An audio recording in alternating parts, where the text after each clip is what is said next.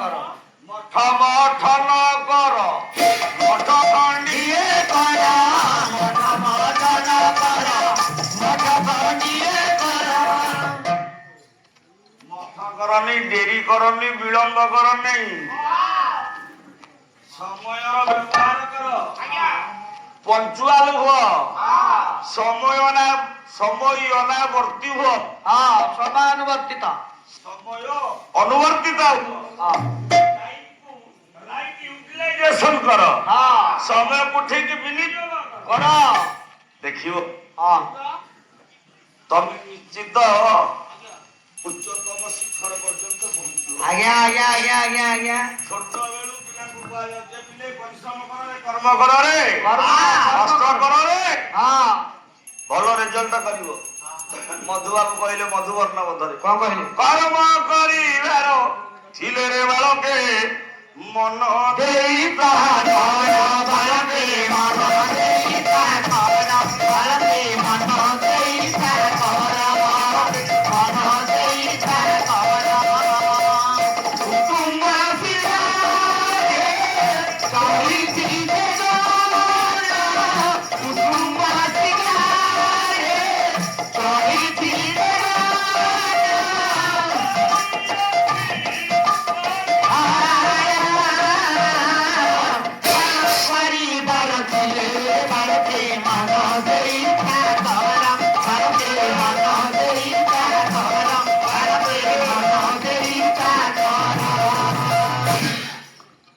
ପିଲାମାନେ ଛୋଟ ଥିଲେ କଷ୍ଟ କଲେ ପୁସ୍ତକ ମିଳେ ଲେଖ ଲେଖିଲେ ହସ୍ତ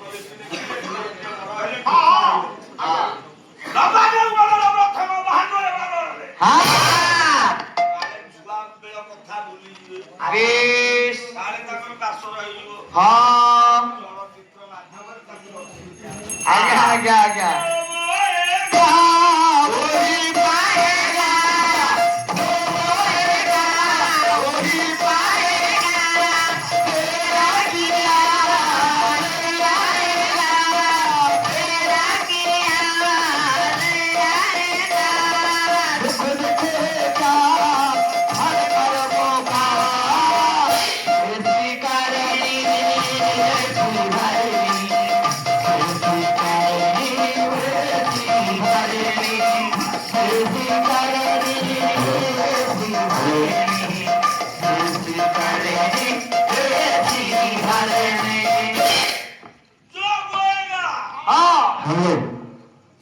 ଶୁଣନ୍ତୁ ଏଇଟା ଆମ ବାକ୍ୟବାଣୀ ସଂକୀର୍ତ୍ତନ ମଣ୍ଡଳ ସେଇ ପର୍ଯ୍ୟନ୍ତ ତୁ ହିତାହତ ଜ୍ଞାନ କିଛି ପାଇଲୁ ତେଣୁ ମୋଟାକୁ ଯୋଉ ପର୍ଯ୍ୟନ୍ତ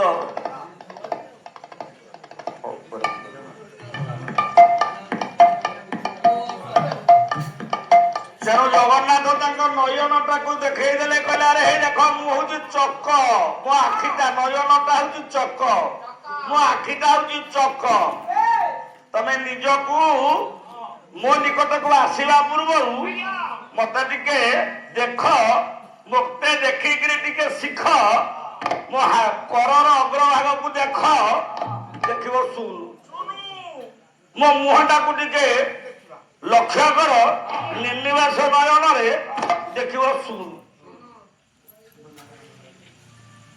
ପରବ୍ରହ୍ମ ନାରାୟଣ ପୁରସ୍କାର ଦାତା ଶିବ ନାରାୟଣଙ୍କର ସେଇ ଶିବ ଏବଂ ନାରାୟଣ ସର୍ବରିଷ୍ଠ ଖଣ୍ଡନ କରନ୍ତୁ ଚଲାପଥ କୁସୁମିତ କରନ୍ତୁ ମୋ ପୁଅ ବି ଏଠି ବସିଛି ଆରେ ହୋତାର ପୁଅ ଯଦି କଣ ମୋ ପୁଅ ନୁହଁ ହଉ ହଉ ମୋ ପୁଅ ତ ବସିଛି ଆଉ କାହା କଥା କହିବି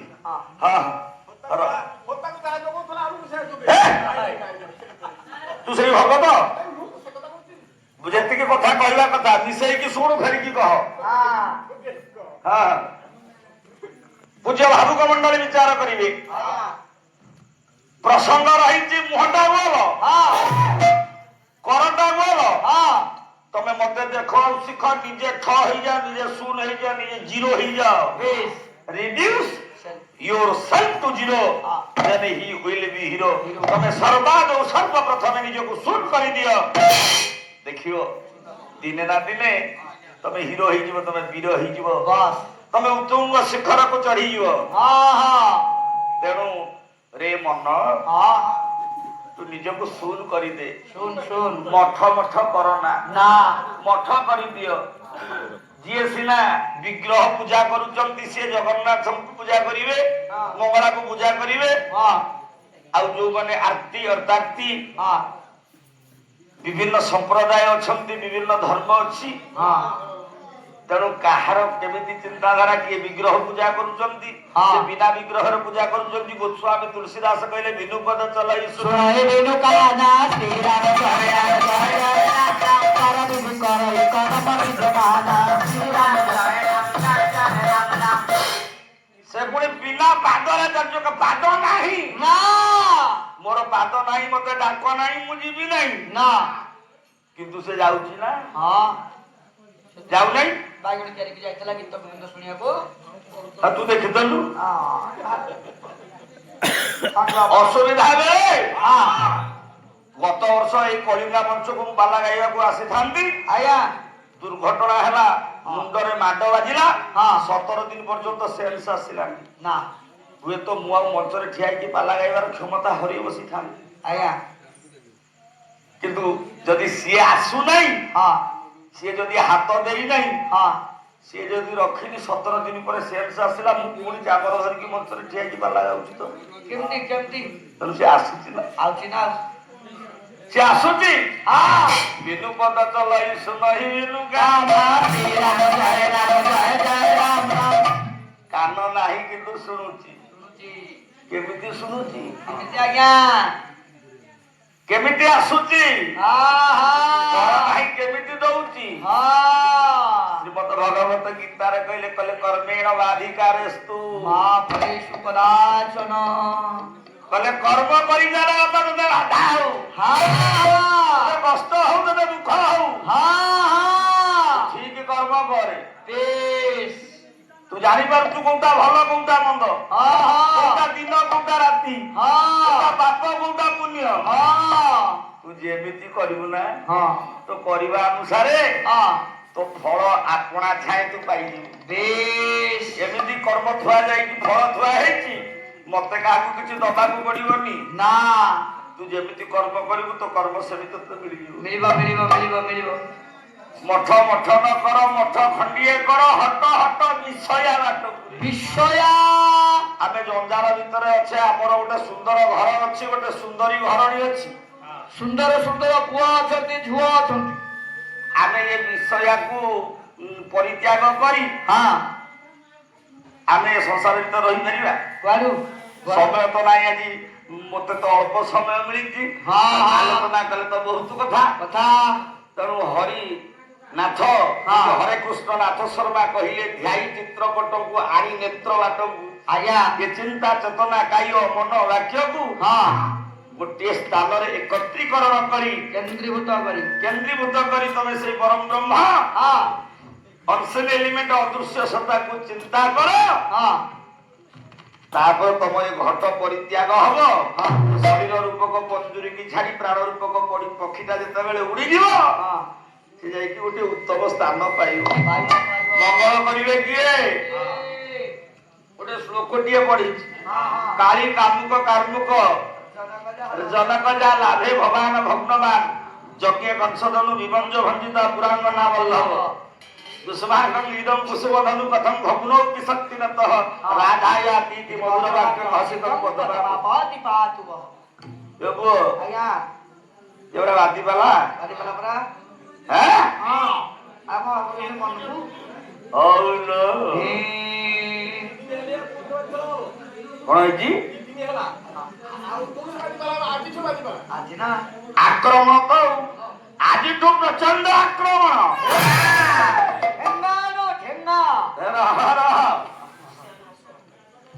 ମଙ୍ଗଳାଚରଣ ଶ୍ଲୋକ ମାଧ୍ୟମରେ ଆଜ୍ଞା ଯେଉଁ ଦେବତା ଆସିବେ, ଯେଉଁ ଦେବୀ ଆସିବେ, ସେ ମଞ୍ଚରେ ମଞ୍ଚାସୀନ ହୋଇ ମୋର ସହକର୍ମୀ ଉପସ୍ଥିତ ଆବାଳ ବୃଦ୍ଧ ବନିତା ସମସ୍ତଙ୍କର ମଙ୍ଗଳ ବିଧାନ କରିବେ। କାଳୀ କାଲି ଯେ କି ଜଗଜ୍ଜନନୀ ଦୁର୍ଗତି ନାଶିନୀ ଦୁର୍ଗାଙ୍କର ଅନ୍ୟ ନାମ ବା ପାର୍ବତୀଙ୍କର ଅନ୍ୟ ନାମ। କାମୁକ କହିଲେ ସ୍ୱାମୀ, ପାର୍ବତୀଙ୍କର ସ୍ୱାମୀ ହେଉଛନ୍ତି ଶିବ। ଦେବଦେବ ମହାଦେବ ମହାଦେବ ଦିନକର ଘଟଣା ଆଜ୍ଞା। ପ୍ରସଙ୍ଗଟା ନ କହିଲେ ଛାତି ଫାଟିଯିବ। ଆଜ୍ଞା ଆଜ୍ଞା ଠିକ କଥା। ରହ ରହ ଦିନକର ଘଟଣା ହଁ ପୁରୁଣା କଥା ଆଜ୍ଞା ପୁରାଣ କଥାରେ ବର୍ଣ୍ଣିତ ଅଛି। ହଁ କଣ୍ଟ ଦେଇ ନଟନାଗର କାଇଁଚମାଳିଆ କୃଷ୍ଣ ଠାକୁର ଆଜ୍ଞା କିଛି ଦିନ ଫେରି ନାହାନ୍ତି। ଫେରି ନାହାନ୍ତି ବୃଷଭାନୁ ନନ୍ଦିନୀ ହଁ ଫେରିଲା ବାଟକୁ ଅପେକ୍ଷା କରିଛନ୍ତି କେତେବେଳେ ଆସିବେ। କେତେବେଳେ ମୋ କାନ୍ତ ଆସିବେ ହଁ ହଁ ଫେରିଲା ବାଟକୁ ଚାହିଁ ଚାହିଁ ଚାହିଁ ତାଙ୍କ ଶରୀର ଅସୁସ୍ଥ ହେଇଗଲାଣି। ଝୁରି ଝୁରି କ୍ଷୀର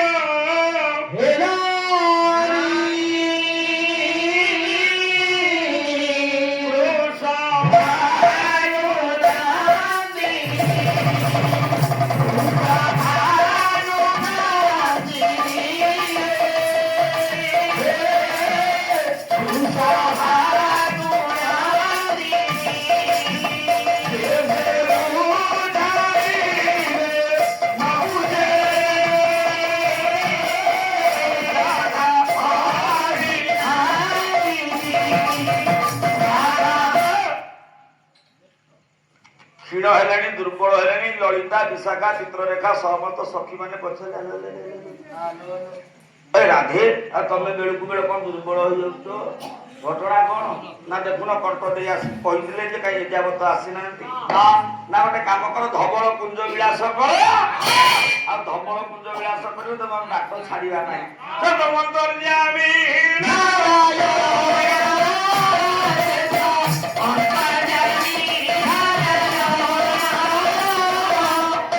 ଅନ୍ତର୍ଯାମୀ ନାରାୟଣ ମନ କଥା ବୁଝିଲେ, କହିଲେ ମୋ ବାୟା ମତେ ଅଗୋଚର। କହିଲେ ଠିକ ଅଛି। ମୋହନ ମୁରଲି ବଜେଇ ବଜେଇ ଯେତେବେଳେ ଉପସ୍ଥିତ ହେଲେ, ଲଳିତା ବିଶାଖା ବାଟ ଜଗି ଦେଲେ। କହିଲେ ଠାର ଆମେ ବାଟ ଛାଡ଼ିବୁ ନାହିଁ। ନା କାହିଁକି?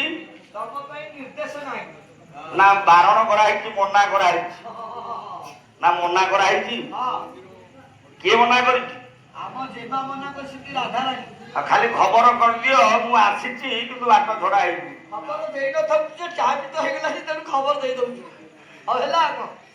ବୃଷଭାନୁ ନନ୍ଦିନୀ ରାଧା ଯେତେବେଳେ ଖବର ପାଇଲେ ଆଜ୍ଞା ଆସି ପହଞ୍ଚି ଗଲେ। ହଁ ଯେମିତି ନଦୀ ଆସି ସମୁଦ୍ରରେ ମିଶେ, ଆଜ୍ଞା ମିଶିବା ପାଇଁ ଉତ୍ତେଜିତ ହୋଇ ଉଦ୍ବେଗମ ନା ହୋଇ ନିକଟରୁ ନିକଟତର ପହଞ୍ଚି ଗଲେ। କିନ୍ତୁ ରୁଷିଲେ ଟିକେ। ନାଇଁ ନାଇଁ ମୁଁ କଥା କହିବି ନାହିଁ।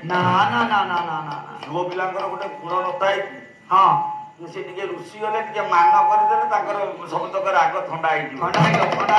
ଟିକେ ରୁଷି ଗଲେ ଆଉ ନଟନାଗର କୃଷ୍ଣ ଚିନ୍ତା କଲେ, କହିଲେ ଧାଇଁ ଧାଇଁକି ତ ଆସିଲି, ଦୌଡ଼ି ଦୌଡ଼ି ଆସିଲେ। ମୋ ପାଖରେ ପହଞ୍ଚିଲେ ମତେ କିଛି କହୁନାହାନ୍ତି। କିଛି କହିଲେନି। ଯଦୁମଣି କହିଲେ କିଏ ମା ମାନେ ସିନା ମାନ କରନ୍ତି, ଏ ପୁରୁଷ ମାନଙ୍କ ପାଖରେ ଗୋଟିଏ ଚାବି କାଠି ଥାଏ ମାନ ଭାଙ୍ଗିବାକୁ। ମାନ ଭାଙ୍ଗିବ? ପାନ ନାହିଁ କି ଆପଣଙ୍କର? ପାନ ନାହିଁ ବୋଧେ? କଣ ଜାଣିବା କଥା? ଭକ୍ତ କବି ଯଦୁମଣି କହିଲେ ଭଲାରେ ଭଲାରେ ଭଲାରେ ଭଲାରେ ଭଲାରେ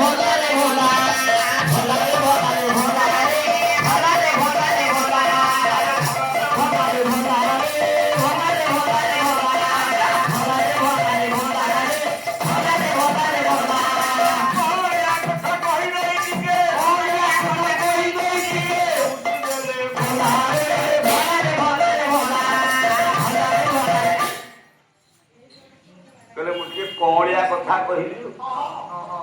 କହିଲେ ଗো ରାଧେ, ହଁ ତମେ କାହିଁ ମୋ ସହିତ କଥା କହିବ? ମୋ ସହିତ କାହିଁ କଥା ହବ? ତମେ ହଉଛ ବଡ ବଡିଆ ଲୋକ। ଆଉ ମୁଁ ତମେ କୋଉଠି ମୁଁ କୋଉଠି? ଆଉ ମୋ ସହିତ ତମେ କାହିଁକି ତମର ବଡ ଲୋକିଆ କଥା? ଆଉ ମୁଁ ତ ଗୋଟେ ଗୌର ପିଲାଟା ଜଙ୍ଗଲରେ ବୁଲୁଛି। ମୁଁ କୋଉଠି ତମ ସହିତ ସମାନ ହେବି ଯେ ତମେ ମୋ ସହିତ କଥା ହବ? କହିଲେ ସରି ହେବି କି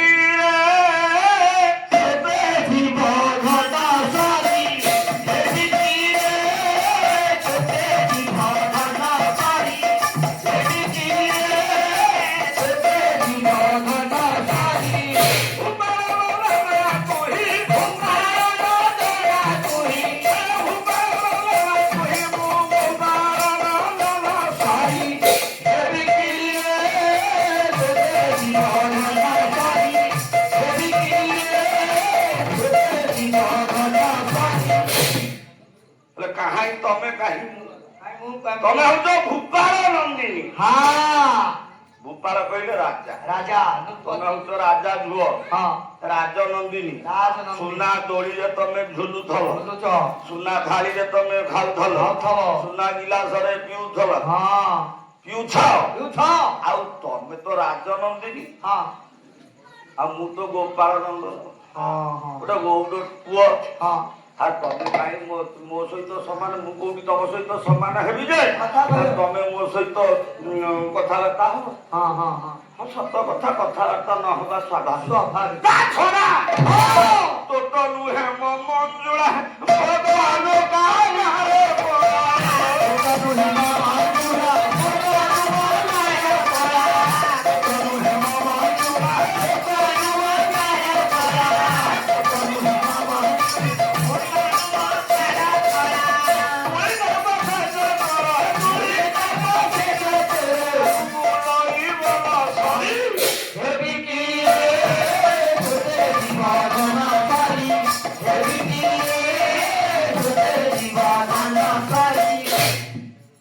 ତୋତନୁ ହେମ ମଞ୍ଜୁଳା, ତୋ ଶରୀରଟା ତତେ ଯଦି ଯିଏ ଦେଖିଦବ ତୁ ସମ୍ପୂର୍ଣ୍ଣ ହଉଛୁ କନକାଣୀ ସୁବର୍ଣ୍ଣାଙ୍ଗୀ। ଆଜ୍ଞା ତୋ ଶରୀରଟା ହଁ ଦେଖିବାକୁ ଯେତିକି ସୁନ୍ଦର ନା, ସୁନ୍ଦର ତାକୁ କହିହବ ନା, ଉପମା ଦେଇ ହବ ନା, ନା ନା ଅକଥନୀୟ, ଅଚିନ୍ତନୀୟ, ଅବର୍ଣ୍ଣନୀୟ। ବର୍ଣ୍ଣନୀୟ କିନ୍ତୁ ମୋ ତନୁ ବହୁତ ଅଙ୍ଗାର କଳା। ଛି ଛି ଛି ଅଙ୍ଗାର ତାକୁ ଯେତେ ଘସୁତା ଯେତେ ଘସୁତା ହଁ ସେଇଥିରୁ କଣ କଳା ଛାଡିବ? କହିବ ତୋ ତନୁ ହେମ ମଞ୍ଜୁଳା, ମୋ ତନୁ ଅଙ୍ଗାର କଳା।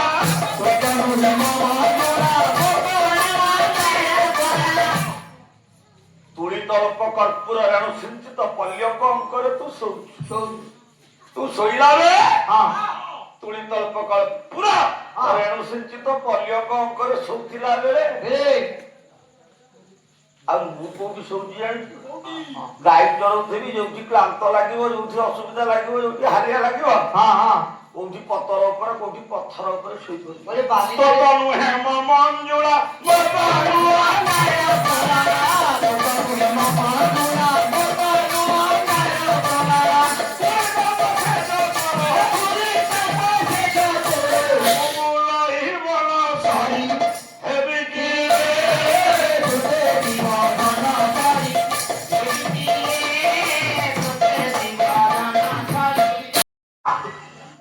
ମାମୁଁ ତମେ ଆଉ ଭଲ ହେଲ, ଶକୁନି ମାମୁଁ ମୋର ହେଲ ଆଉ। ହେଲା ଆଉ ମତେ ଗାଁ ଲୋକ ଯେ ଯାହା କଥା କହିଲେଣି, ଯାଉ ତୁ କହିବେ କହିଲେ ନାଇଁ ଏମିତି ସେମିତି ହବ ନାହିଁ, ନା। ଅସୁବିଧା ହେଇଗଲା ମୁଁ ଯାଇ ନିଶ୍ଚିତ ପହଞ୍ଚିବି। ପହଞ୍ଚୁ ପହଞ୍ଚୁ ହଉ ଛାଡି ଦିଅ। ଆଜ୍ଞା ଛାଡ଼ିଦେଲି କହୁଛନ୍ତି ରାଧା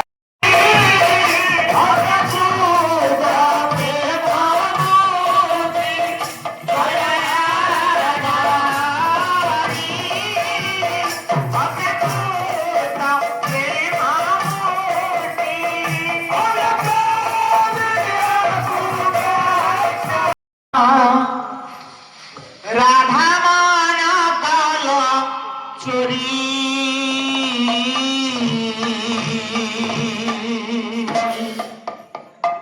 নাচরে নাচারে মোরা মুরালি ধারি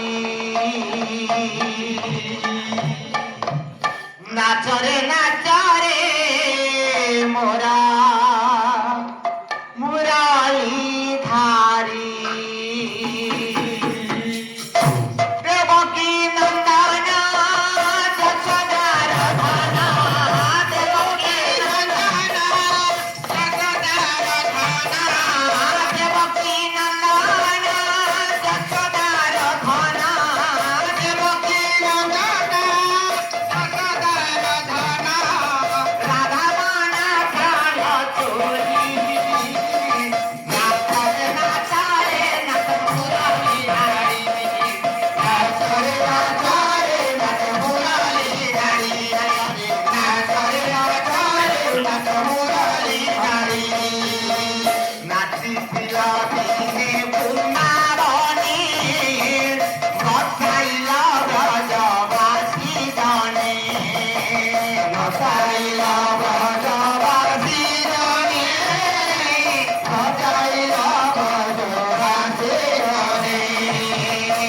পিপি লাপি